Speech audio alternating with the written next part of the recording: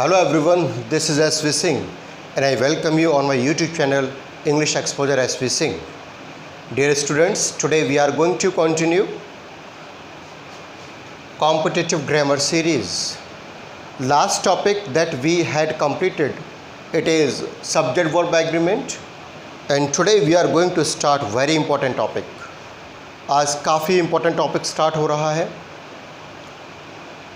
और आज का टॉपिक रहेगा articles, use of A and the. बहुत से बच्चे कन्फ्यूजन में रहते हैं, द कहाँ लगाएं, ए कहाँ लगाएं, एन कहाँ लगाना है, और हर कंपटीशन में क्वेश्चन आता है. ऐसा कोई कंपटीशन नहीं है, चाहे एसटीसी की बात करो, चाहे बीएड एंट्रेंस की एग्ज़ाम की बात करो, चाहे बैंक की बात करो, एसएससी की बात करो, air force, NDA, CDS, CGL, even RS means. ऐसा कोई कंपटीशन नहीं है कि आर्टिकल्स का क्वेश्चन ना आता हो. इवन बहुत से बोर्ड में, सीबीएसई में, लाइक आरबीएसई बोर्ड में, तो जो ग्रामेटिकल पोर्शन है उसमें आर्टिकल भी है. तो सभी के लिए यूज़फुल टॉपिक है. और इस टॉपिक में आपके जो भी डाउट्स रहे हैं बचपन से लेकर आज तक, सारे क्लियर हो जाएंगे. कोई डाउट नहीं रहेगा.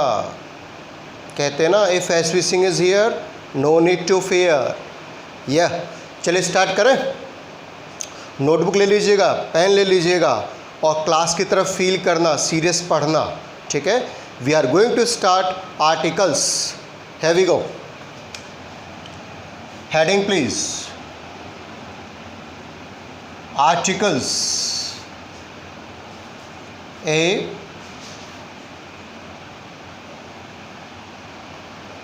N the. Articles a and the. Right. आप में से बताएंगे कितने टाइप के आर्टिकल्स होते हैं? Yes, tell me. How many types of articles are there? 3? No no no no, there are total 3 articles. 3 article total होते हैं, ए एंड द. लेकिन टाइप्स 2 होते हैं इसके. टाइप्स क्या होते हैं? 2 होते हैं. ठीक है. और सिंपली बात करें आर्टिकल क्या होता है, तो आर्टिकल वैसे जनरल नॉलेज की बात करें तो आर्टिकल एक वस्तु होती है, चीज़ होती है. बट यहाँ पर आर्टिकल्स का मतलब है such words which are use before noun to make that noun definite और indefinite. To make that noun definite और इनडेफिनेट, उसे हम क्या बोलते हैं? आर्टिकल्स. और ये 2 टाइप के होते हैं और टोटल 3 होते हैं. टाइप्स कितने होते हैं? 2. लेकिन टोटल आर्टिकल्स कितने होते हैं? 3, ए एंड द. तो देखिए टाइप देखते हैं एक बार. अगर आप आर्टिकल्स के टाइप्स की बात करें तो 2 टाइप के आर्टिकल्स होंगे. एक होगा इनडेफिनिट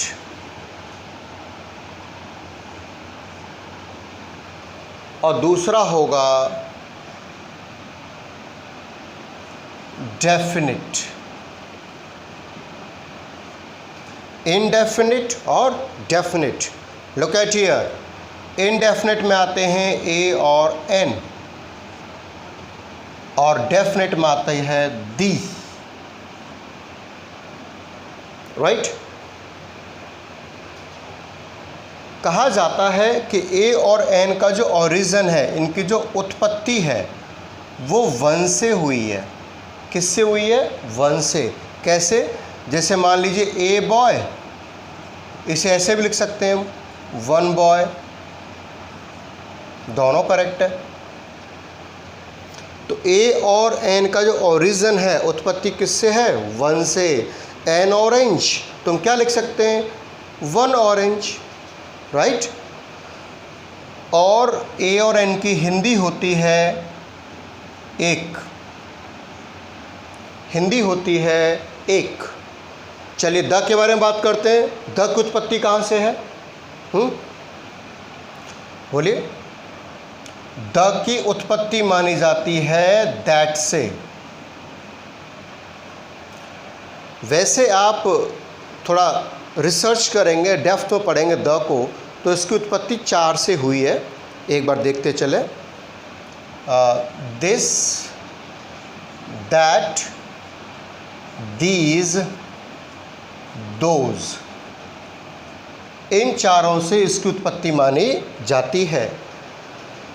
देखिए यहाँ पर TH कॉमन ले लिया सभी में से। क्या कॉमन ले लिया?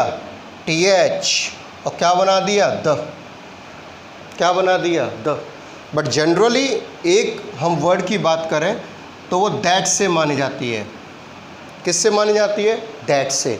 देखिए for example, he is the student,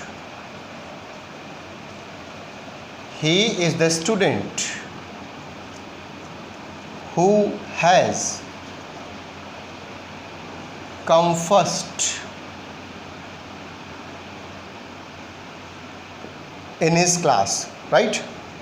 इसे ऐसे भी लिख सकते हो आप, he is that student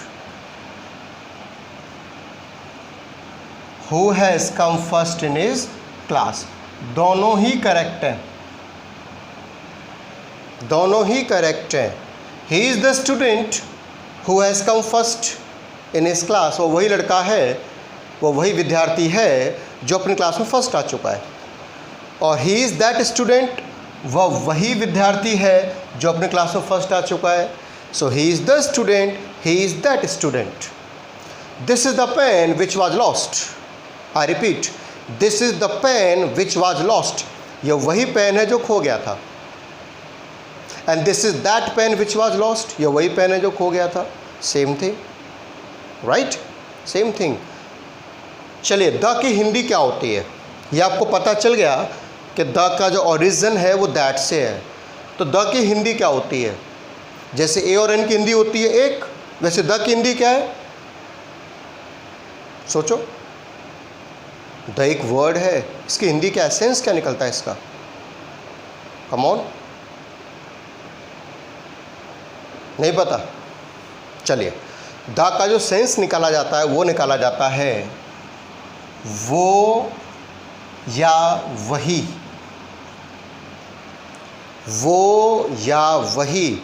this is the duster which was available in that room. यह वही डस्टर है, वही। This is the watch which was gifted bye my father. यह वही घड़ी है जो पिताजी के द्वारा गिफ्ट की गई थी, वही। You are the student who watches my videos. आप वही स्टूडेंट हैं जो मेरे वीडियोज़ को देखते भाई। तो वही, तो द का सेंस क्या निकलता है? वो या वही। Is that clear? Got it? एक बार और देखिए। आर्टिकल्स कितने टाइप के होते हैं? दो। कौन कौन से? इंडेफिनिट और डेफिनिट। इंडेफिनिट कौन कौन से आते हैं? दो। कौन कौन से? ए और एन।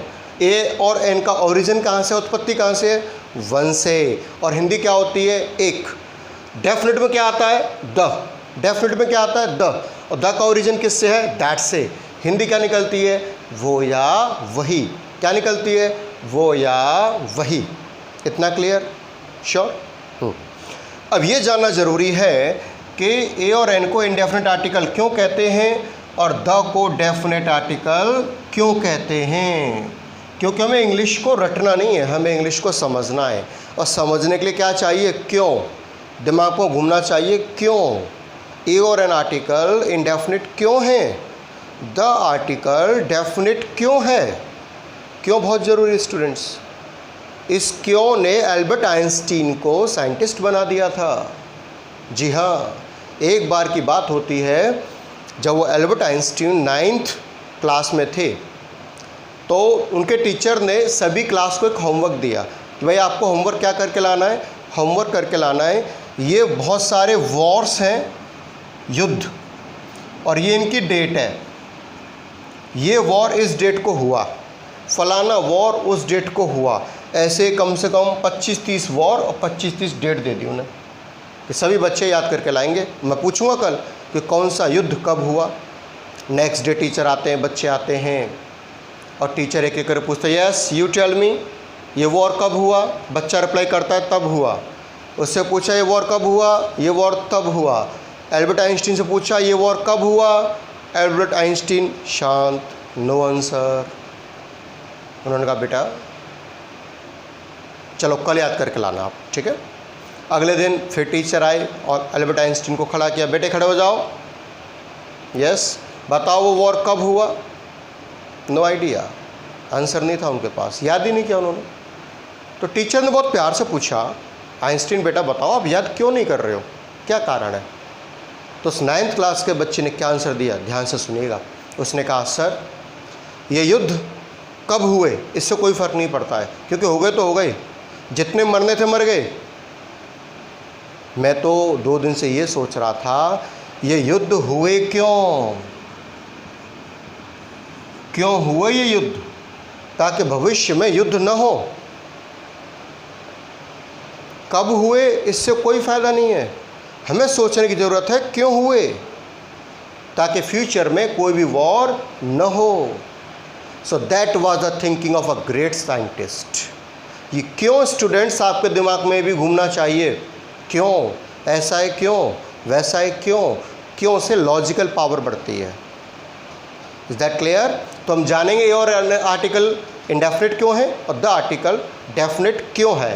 तो क्यों का आंसर जानेंगे, चलिए देखते हैं। हमें इंग्लिश को रटना नहीं है, again and again I am just telling this thing. हमें समझना है, कॉन्सेप्ट समझने हैं, जड़ तक जाना है। रट तो आप रहे हो बचपन से, जो बच्चे तैयारी कर रहे हैं कॉम्पिटिशन की, इंग्लिश सीखते हैं तो रटते हैं, वो सिंपल रटा देते हैं टीचर। समझो, जब समझोगे तो कभी नहीं भूलोगे आप, ठीक है। यहाँ तक हमने क्या पढ़ा, there are 2 types of article, one is indefinite, second is indefinite. Indefinite we have a और an, whereas in definite we have the. Origin of a और an 1, origin of the that, और Hindi of a और an 1, Hindi of the वो या वही। अब जानते हैं इन्हें क्यों कहते हैं इंडेफिनिट और डेफिनिट आर्टिकल।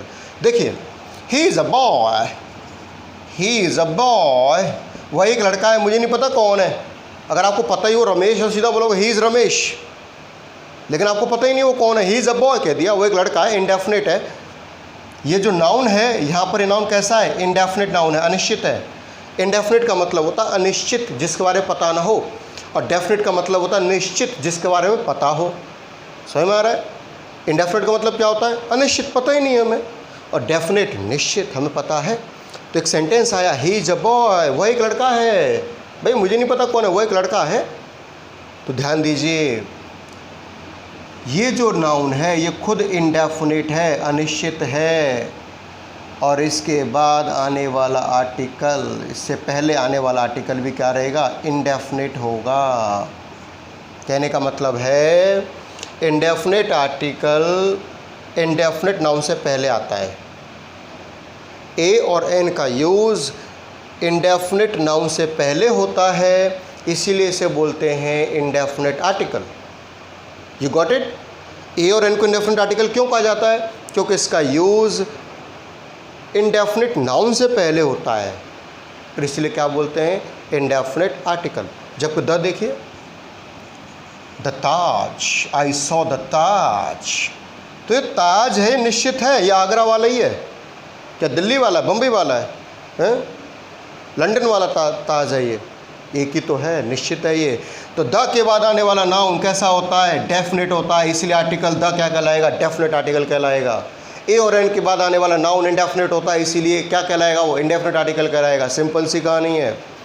क्या कहानी है कि ए और एन के बाद आने वाला नाउन इंडेफिनेट होता है, इसलिए ए और एन आर्टिकल कैसे इंडेफिनेट है। जबकि द के बाद आने वाला नाउन डेफिनेट होता है, इसलिए कैसा आर्टिकल है, वो डेफिनेट आर्टिकल है। Is that clear? चलिए आगे बढ़ते हैं। कॉन्सेप्ट क्लियर होते चल रहे हैं, बेस क्लियर होता चल रहा है। All right,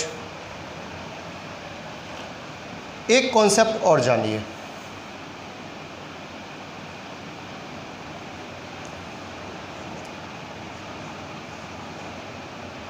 You are an intelligent।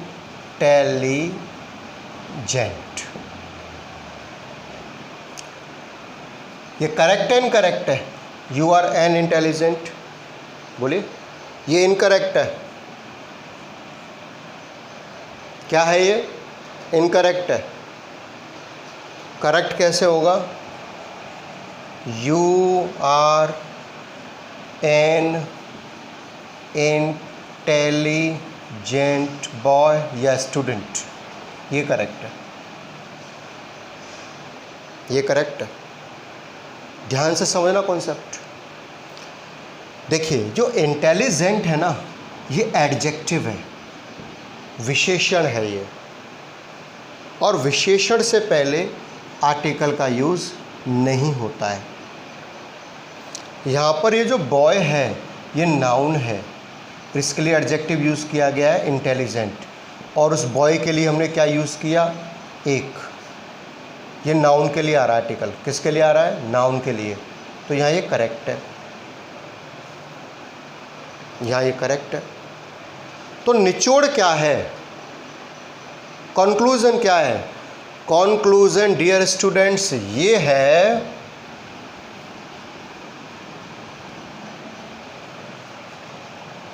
No noun,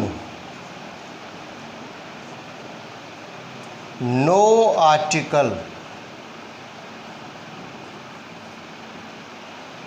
और इसे बॉक्स में बंद कर देंगे। No noun, no article means यदि सेंटेंस में नाउन नहीं है तो आर्टिकल का भी यूज़ आप नहीं कर सकते हो। No noun, no article. Article सिर्फ और सिर्फ किस पार्ट ऑफ स्पीच से पहले होगा, नाउन। किससे पहले होगा, नाउन। जब नाउन ही नहीं है तो आर्टिकल क्या करेगा, क्योंकि आर्टिकल का मतलब ही होता है such words which are used before noun to make that noun definite और इनडेफिनेट। वे शब्द जो नाउन से पहले यूज़ होते हैं और उस नाउन को क्या बनाते हैं, निश्चित या अनिश्चित, उसे हम क्या बोलते हैं, आर्टिकल्स। जब नाउन ही नहीं होगा तो आर्टिकल क्या करेगा, it means no noun no article. यहाँ पर कोई नाउन नहीं था तो आर्टिकल नहीं आएगा। अब ये करेक्ट है, यू आर इंटेलिजेंट। क्या करेक्ट है, यू आर इंटेलिजेंट। अगर यहाँ नाउन डाल देंगे तो करेक्ट है, क्या हो जाएगा, you are an intelligent boy. Concept clear, इसे बॉक्स में क्लोज कीजिएगा, काफ़ी इंपॉर्टेंट कॉन्सेप्ट है ये। क्या है concept, no noun no article, no noun no article. Is that clear, okay. चलिए नेक्स्ट कॉन्सेप्ट पे चलते हैं। इसी में जो द होता है, THE, क्या होता है, द, THE, उसे द बोलते हैं, दी बोलते हैं, क्या बोलते हैं। ये जो द होता है, प्रोनंसिएशन ऑफ द, ये चीज़ें सीखेंगे हम लोग। ये जो द होता है या दी होता है, इसे बोलते क्या, द बोलते हैं, दी बोलते हैं, बोलो, दोनों ही बोलते हैं। दादी, फिर तो दादी हो गया, दादी दोनों ही बोलते हैं, मतलब घर की पंचायत है, कुछ ही बोल लो। देखिए ग्रामर का रूल क्या कहता है, कब आपको द बोलना है, कब आपको दी बोलना है, यानी कि प्रोनंसिएशन ऑफ द, हेडिंग डालें, प्रोनंसिएशन ऑफ द का pronunciation. Now look at here, ध्यान दीजिए, समझिएगा, बाद में लिखिएगा।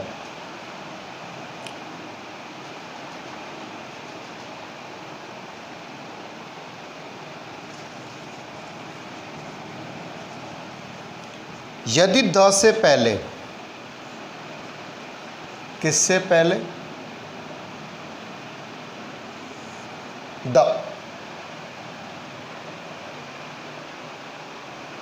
से पहले, पहले नहीं बाद में यदि द के बाद कॉन्सोनेंट आ जाए तो उसे हम बोलेंगे द। यदि द के बाद कॉन्सोनेंट आ जाए तो उसे हम क्या बोलेंगे, द। और यदि द के बाद वॉल आ जाए तो उसे फिर हम बोलेंगे दी या फिर दी।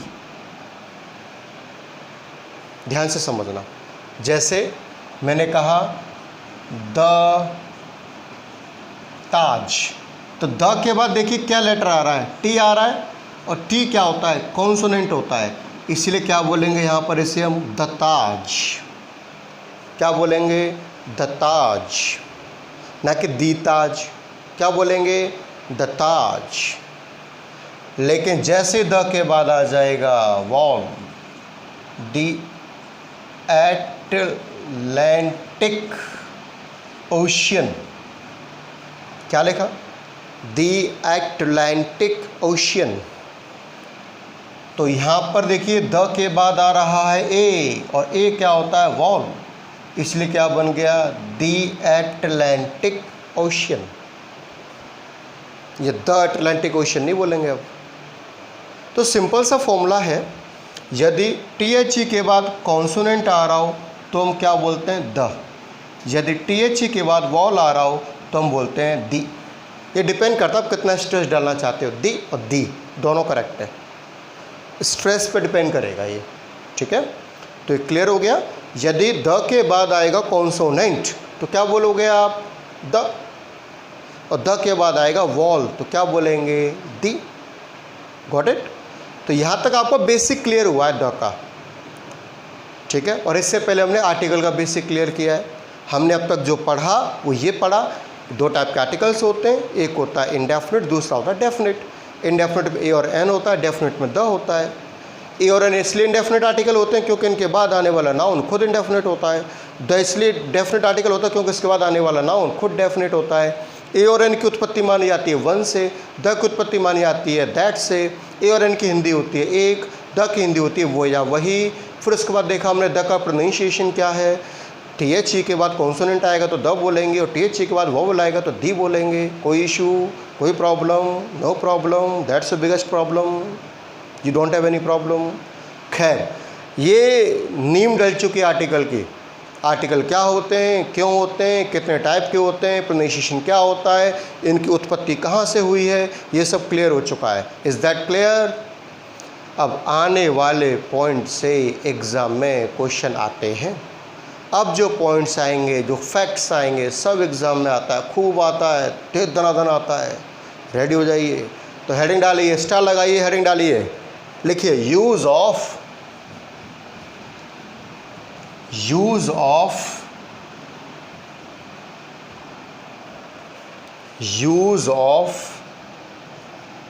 N and a. Use of an and a. An और ए का यूज़ क्या होता है ये हम पहले जानेंगे, ठीक है। देखिए, आप 3 लाइन छोड़ें और लिखें MLA SDO, one eyed man,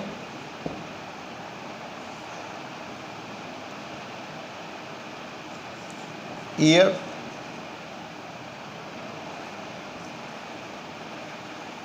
honest man, right.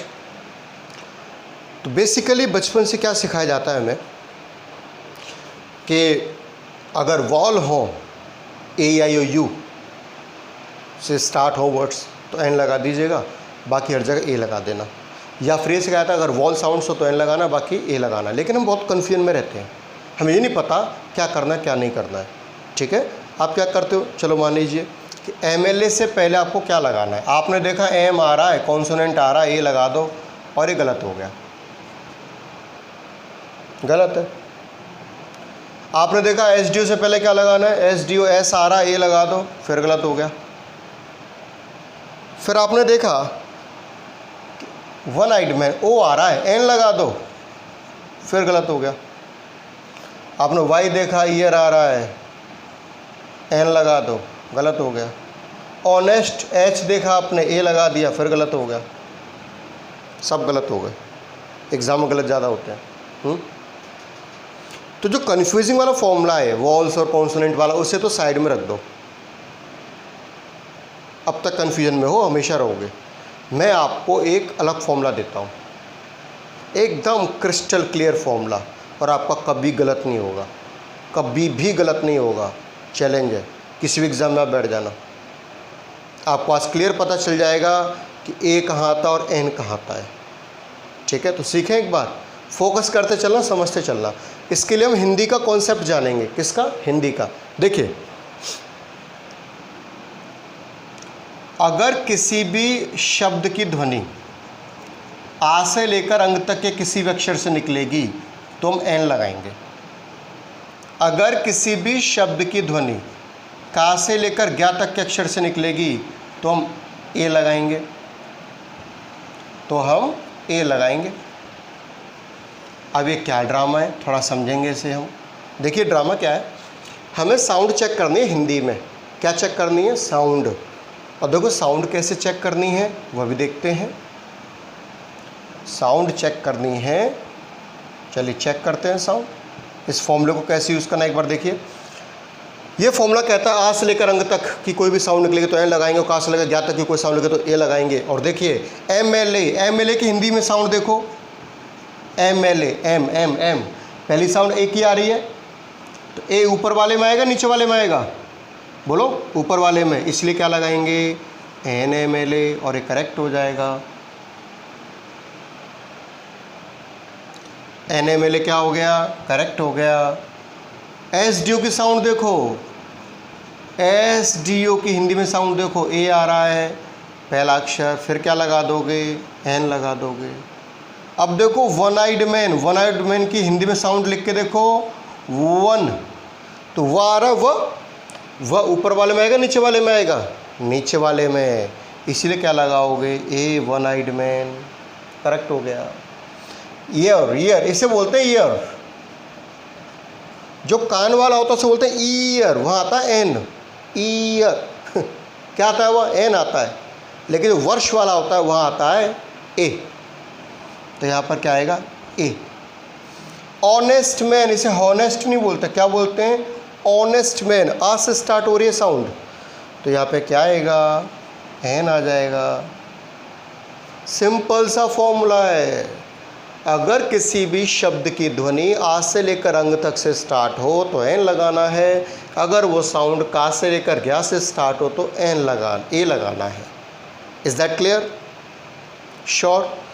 अब मैं कुछ आपको वर्ड्स देता हूँ, ये आप लिख लें। An M L A, an S D O, a one eyed man, a E और एन ऑनेस्ट मैन। करेक्ट कर लो इसे, करेक्ट हो गया?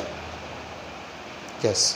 अब मैं आपको कुछ वर्ड्स देता हूँ, वहाँ पर ए और एन लगा के आपको दिखाना है, ठीक है? और वो वर्ड्स वो हैं जो एग्ज़ाम में घूमते रहते हैं, बाय बाय टाटा करते रहते हैं, हाय हेलो करते रहते हैं, हाय मैं आ गया एग्ज़ाम में, संभालो मुझे तो वो वर्ड्स मैं आपको देता हूँ और आप उनसे पहले क्या लगाएंगे? या तो ए या फिर एन। और कैसे लगाना?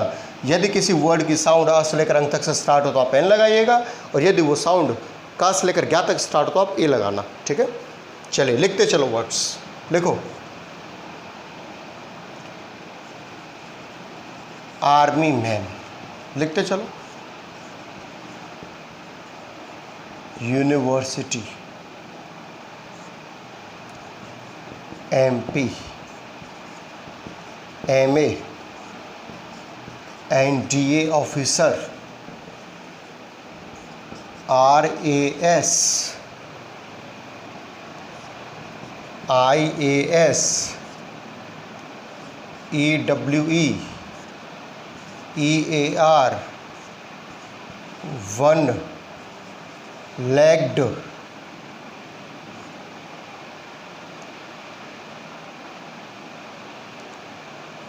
Boy, x-ray,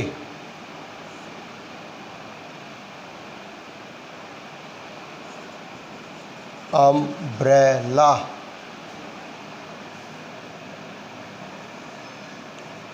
ability,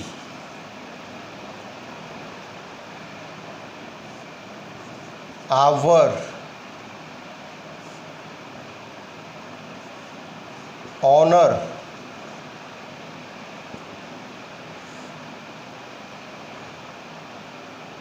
CDS,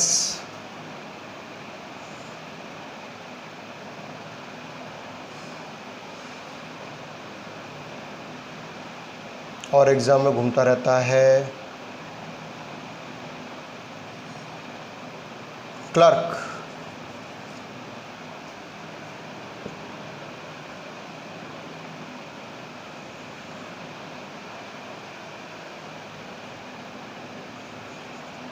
useful book,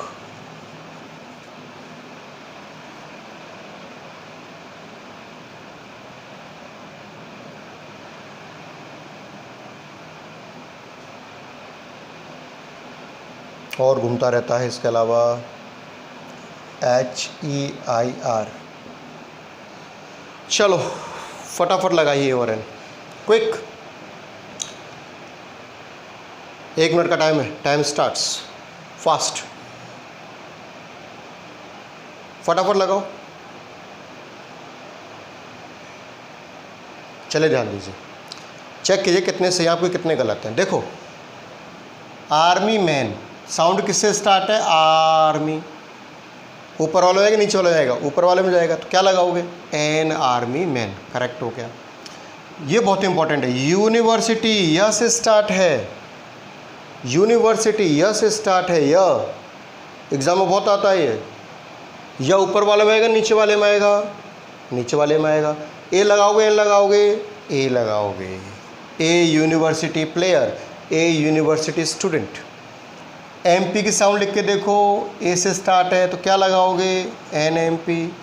M ए की साउंड लिख के देखो, ए से स्टार्ट है तो क्या लगाओगे? एन एम ए।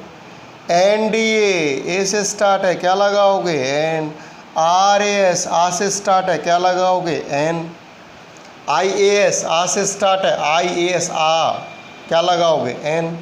इसे बोलते हैं यू। क्या बोलते हैं इसे? यू बोलते हैं, यू। ये फीमेल शीप होती है, फीमेल शीप होती है। मिसिस भेड़ होती है, मिसिस भेड़। भेड़ अलग होता है, शीप। मिसिस भेड़, हाँ, भेड़ की वाइफ उसे क्या बोलेंगे? यू। इसीलिए यहाँ पे क्या आएगा? ए। ये आर एस में आया है, बहुत खतरनाक वर्ड है। कान वाला ईयर है तो क्या लगाओगे? An year. One eyed man, a लगा दोगे। बॉय, ए लगा दोगे। एक्सरे, ए आएगा। एक्सरे, ए ए ए, तो क्या लगाओगे? एन।